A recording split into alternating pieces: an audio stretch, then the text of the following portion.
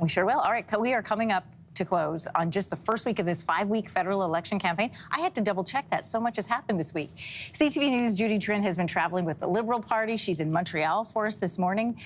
Judy, no campaign event scheduled for today, but you have some news that you want to share with us that you have confirmed about a meeting happening this morning with Mark Carney.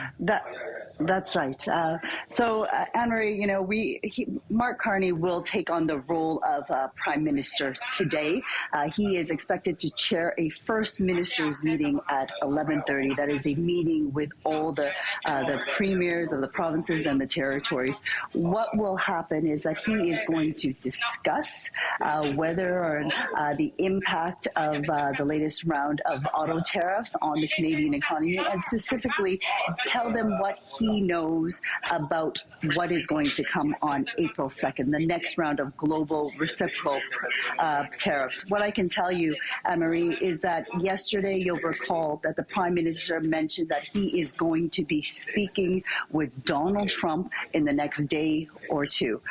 We cannot tell you at this time whether or not that phone call will happen before this meeting with the premiers. But what I can tell you is that the Prime Minister has said that he is going to, that call has been scheduled, and that also ministers of his cabinet, possibly Dominic LeBlanc and Finance Minister François-Philippe Champagne, may be traveling once again to Washington, either ahead of the April 2nd global reciprocal announcement or after.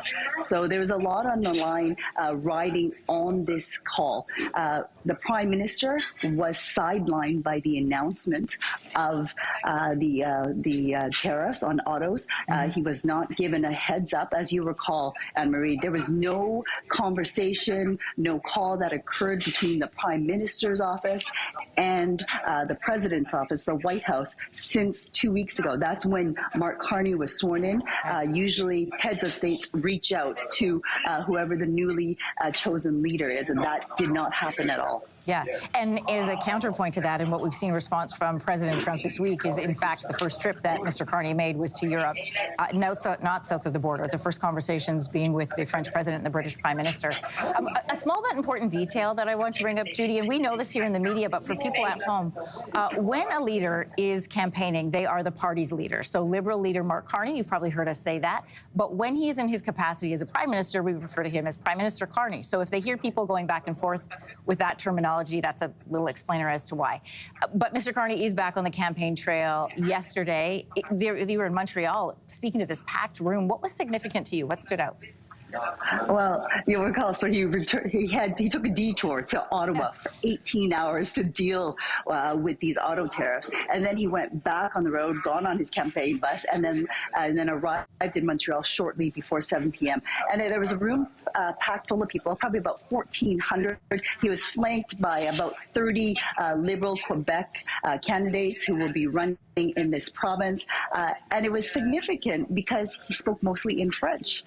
So he spoke for 20 minutes, Anne-Marie, and I would say about 75% of his stump speech was in French. He used a teleprompter, so he's not comfortable enough to just riff off the cuff. So, but his French is improving. I asked several people there what they thought, and they thought, you know what, they thought his French was good. So this is something that we are going to see more from Mark Carney, specifically given the fact that there are 78 seats for grabs here in Quebec, and already there are signs, according to polls, Nick Nano's polling, showing that Liberal support is cutting into Bloc support. So that French language is going to be important.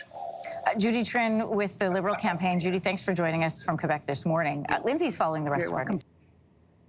If you like that video, make sure to subscribe to the Your Morning YouTube feed, where you can find all kinds of new content posted every weekday morning.